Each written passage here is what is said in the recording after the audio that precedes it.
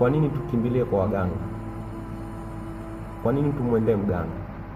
Hivi ushawahi kukaa na kujiuliza mganga ana kitu gani ambacho anaweza kukusaidia wewe? Kwa sababu ukichunguza, mganga ni kama mwanadamu kama wewe, na yeye anaumwa, anakufa, na yeye tunamzika kama anavyozika wengine. Kwa nini watu wakishikwa na shida wanamkimbilia mganga? Mganga analipi? Kama ni mtu wa kwenda kwa mganga, achana na mambo ya uganga, eka imani yako kwa Mungu.